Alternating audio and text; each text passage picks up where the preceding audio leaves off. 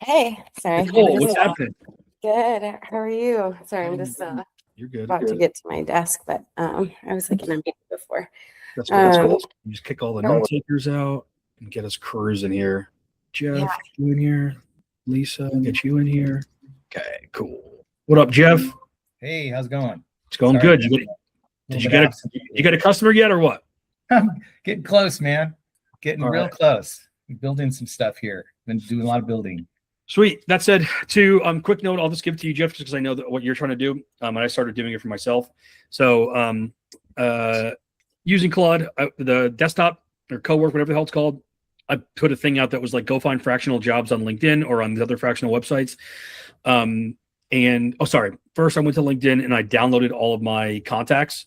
Then I uploaded those to Claude. And I then said, hey, go find me companies that are hiring for fractional gigs that have a connection with these people that I am connected to. So that way you can just, instead of being like, do you know anybody? Do you know anybody? Do you know anybody? You're like, Tom, there's a job at your company they're hiring for. Fucking refer me in. So it's just an easier way to find those gigs potentially. Nice. So you scrubbed your contact list in LinkedIn. Yep. Had You can Claude you go just find go these to people. when you go to LinkedIn, you could go to like settings, data privacy, download your contacts, upload to Claude. Then I said, Claude, go scrape this every day, scrape the web every day to try to find the jobs, cross-reference my contacts, find ones that are at companies where I know somebody, or I know someone who knows someone. And then also the other thing that's helpful for you potentially is if you go to officialsalestips.com/jobs, this is what I just basically said to you, but it's all me. So these are all, everything you see in here are jobs that I have a personal connection with that job in some way. Or these are all jobs where people that are inside the program have a connection. So you can be like, I want this role. And then it'll be like, hey, like, here's the role I'm looking for. And you can like send it over to me and I'll get you referred it. Okay. Awesome. Thank you. You got it, brother. Let me pull up for today. Okay, cool. Last time we were talking about, I don't know if you guys, I don't think any of the three of you guys were in the last one, actually. If I'm honest, that was Alejandro, Brock. Sweet. I'm going to redo the last one because it's really good. Okay. this is my first one. So Yeah, welcome. Nicole, welcome. Hey, Nicole. hi, nice to meet you. All right, I'm really bad at making introductions. I'm an East Coast guy, so I'm like, fuck you guys all. You all suck. No. All right. So what I want to talk about here is on strategy and structure. Okay. So thinking bigger picture and how do you run teams that are when you're doing things from a bigger picture perspective. Okay. So the higher up in the organization you go, the more that your job is on strategy and vision. So like, here's where we want to go. And that's it. And then it's just like getting that throughout the organization. So for example, I'm working with a company right now where I'm their like fractional VP of sales and they're trying to, everything in the company's fucked up. And so I looked at the numbers and I talked to people to figure out what is the strategy that we can take. And I've decided the strategy is there are two types of reps. One rep does this activity, one rep does this activity, basically. And so I'm like, everybody has to hit either 10 or 6. If we hit 10 or 6, we all will, like, everything else in our funnel will work. So I'm pushing 10-6. I made a dashboard of like 10-6. We talk about 10-6. Then I went and visited the company. I've never fucking been there. Someone that works there made a big whiteboard and wrote 10-6 in like big letters. We have like coins that we give out that are like 10-6. So this is my way of not talking to a single sales rep, never being involved. They don't even know me basically, but I'm creating the vision and I'm just pushing the vision down with these couple of different. What I want to talk to you guys about today is weekly L10 strategy, weekly L10s, and monthly business reviews. So stop me at any point in time. You guys know I'm going to be on my soapbox here, but like just fucking stop me. Okay. So first, I want to talk about strategy. So when it comes to strategy, the high level thing that I do for any strategy is 100 score plus friction. Here's what I mean. So I'm going to look at the 100 score, the number of 100 times the win rate times the deal size. Nicole, and your rate, it might be like 100 times the candidates that we talk to times the percent that, times the percent of candidates that we get to say yes, times the, actually that would be it. So the idea of this is to say, if I did 100 of these activities over here, whatever this activity is, whatever, how much does it print out on the other side? And then what you do, so that's like the core. Then what you do is you then say, okay, let me look at a variety of variables and push them through this 100 score. So for example, I'm going to go, if I run a sales team, I'm going to look at 100 score per sales rep. So how much money does John print versus Susan versus Mark? Just talk to someone right before this call. He's got 35 reps. He's like 5 crush it, 20 are okay, 10 suck. Cool. So let's look at the math now on what if we sent every single deal to the top 5 people? How much more money would we make?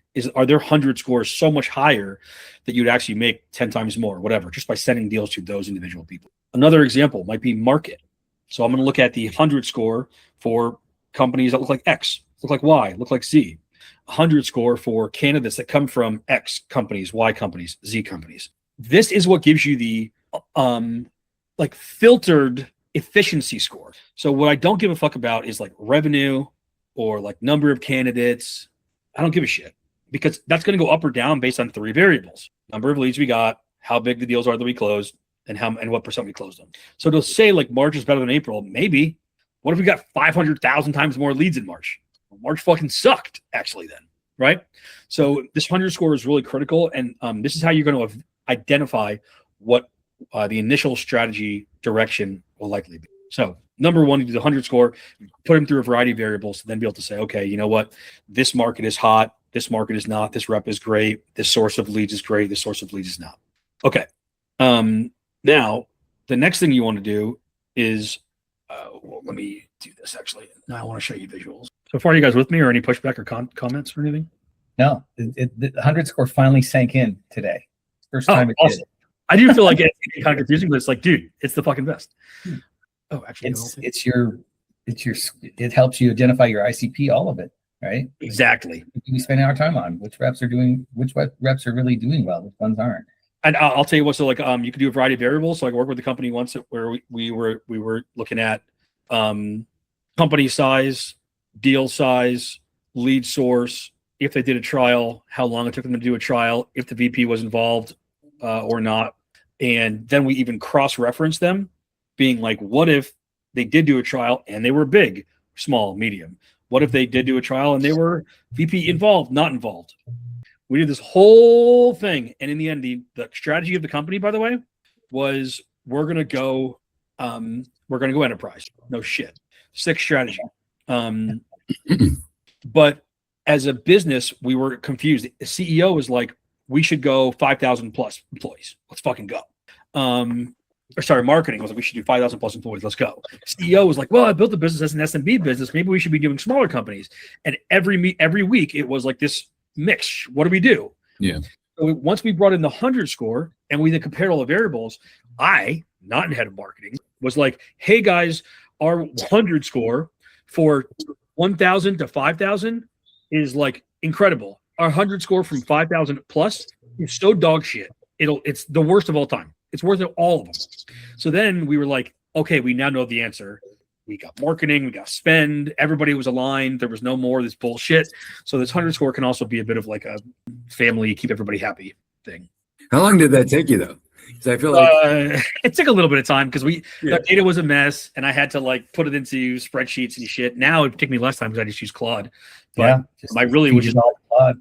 Here's all of our deals, and it says if they're closed won, closed lost. It has all the firmographic information on them. Like Nicole, I can imagine you doing that in like company they were at before, size, all these different things, and like what is for these types of roles, what are those things?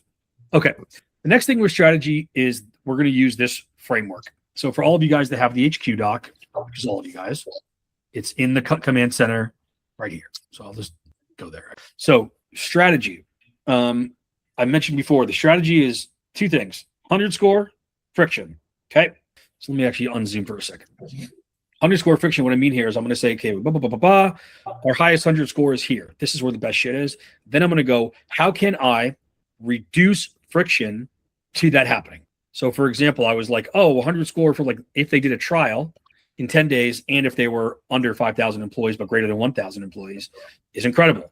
So at that point in time, we separated off the BDR team. Like, you guys do the ones that are under 1,000. All the best ones go do the over 1,000. We started saying there was coupons. If you sign up, you get your people in here in the first week, we'll give you 10% off. We had a person whose job it was just to get their trial started. We moved to BDR, like, you're the trial onboarder. We created a Slack channel that was just for trial people. We did so many things, and our win rate went up 86% in 30 days by making this one change. And I've done this like a dozen more times, a dozen different companies. So what is the thing that is the most effective? And then how do I reduce friction to make that thing? But getting into the weeds here now, this is the framework that you want to use. So actually, let me go here. Okay. So you're going to have an issue or a thought. So the issue or the thought might be, if we do trials, we make more money. Cool. Core issue, we're not getting as many people doing trials. Okay. So the actual core issue that you want to get to, issue is I need more trials. Core issue is whatever you think the answer is, plus why that's not happening now. Meaning, we're not getting enough trials. Why do you think that is? We don't push them to do trials very often. And why do we not push them to do trials? Because we don't have a team to do it. Great. Core issue is not we don't have the trials. Core issue is we don't have a team that can push trials. Cool. So it's like, I want to lose weight. Issue is lose weight. What's the core issue? I'm too lazy. But why is my laziness not going away now? Because I don't have to take my shirt off. Cool. So the core issue is make you have to take your shirt off. You know what I mean? So you want to get to like the second layer. Then you want to think about what can you do to make that thing happen. So we know that, the best candidates come from Facebook. And if they've been there for greater than 3 years and less than 10. Awesome. Why are we not getting more of them? Because we're not focusing on them. Great. And why are we not focusing on them? Just because we're not. Okay, cool. So the core issue is we are not focusing on it. Cool. What is an action option we can take here? Well, we can, and then you insert your idea. Okay. Now I'm going to pause here for a second and just say, like, your idea. We don't know what it is going to be yet. After you do that, this is the easy part. Review the risks. What is the likely reason that it wouldn't work? So I'm going to have everybody do trials. Maybe it won't work because people don't care about the team. What is the likely reason that the action wouldn't happen? I don't actually get the team to do it. I don't push it good enough. Like, I don't train the team. I only do one training. And is there anything else that would suffer? Man, if I ran this discounting thing over here, it's going to take my eye off of the partnerships. And we really should be focusing on partnerships. Okay. Then you have your adapted action plan or your true strategy, which is I'm going to push trials. However, in doing so, I'm going to put Timmy in charge of partnerships so that doesn't get fucked up. I'm going to make sure I'm going to run 10 trainings, not one, so it doesn't get fucked up. And, I'm going to have a discounting play as well as a, something else play. Cool. So now I have thought through the core issue, how we're going to get it done, how it's going to get fucked up, and then fixing that before it does get fucked up. You guys with me? Cool. So this is what, if you manage managers, this is what you should be asking for them to do. When they come to you and say, yo, I think we should get this new platform, this new software. I'm going to hire this new guy. I'll be like, okay, what are you trying to ultimately solve? Why is that not already happening? What are the risks that can happen if we did that? Well, how are you going to solve for that? Come back to me when you solve all those problems. Okay. If this is you do this. But Mike, how do I know what my strategy is? So I have some examples up here. I'll just put, this is linked somewhere in the HQ doc templates, but I'll put it here. Did I copy that right? I don't think I did. There you go. Why is that not copying? That's weird. Google is a terrible product. I don't know if you guys know that. Just kidding. Just kidding. You're not wrong. Oh shit. Better watch your mouth, Dre. All right. Okay. So in here, you can either increase or decrease things to reduce the friction. So I can either, I don't want to show these examples. You guys have them, you can look at them later. I can increase things or decrease things to reduce the friction. So if I'm like, okay, I want to get more people to say yes to candidates, more of the hiring managers say yes to candidates. I can either increase the touches that we give the managers to get them to make me easier for them to respond because we email them 100 times a day, or I could decrease the number of people that reach out to them because they're annoyed by it. So maybe they'll actually be cool with it. So just like in your mind, when this framework of thinking will get you out of problem, obvious solution. And that's what we're all doing. We're like, not enough sales. And we're like, make more calls. And it's like, yes, those two things make sense. Cool. But is it solving the core issue? Are you going to follow through on the appropriate way? all these things are not taken into consideration because you just need to move fast. But if you go, okay, what is the core issue? What are the risks? What's the next plan? And with that adaptive action plan, is it reducing or increasing something to ultimately reduce friction? If so, good. If not, I'm moving too quickly. There's options in here. You guys can mess around in here and put some different ideas and things. You guys still with me? I know I'm talking like 1,000 miles an hour. We're here. Lisa's going. No, what? Yeah, so I'm in this command center. Yeah, so if you go, You're if you in command center. yep, go to Alright. scroll. I think it's row 60. Got it. Strategy, the core Yep. issues. Got it. Thank you. Yep. All right. Cool. Now, where's my notes? There it is. Now I want to talk about. We have this strategy. How do we push this through? And I want to talk to you guys about it. 9 minutes left. How many of you guys manage managers? None. Okay. My clients are managers, but I don't manage. Yeah. them. No, I That's totally get it. Yeah, same. Yeah, that's cool. Okay, cool. So I'll talk about the monthly business review then. That's something more. I was going to go monthly business review, or I was going to go L10s. L10s would be more like if you run leaders. So monthly business reviews. So how do I get my boss to see that I'm strategic? How do I be seen as strategic? How do I control my communication? How do I be seen as an executive? How do I proactively do shit? It's all the monthly business review. Okay.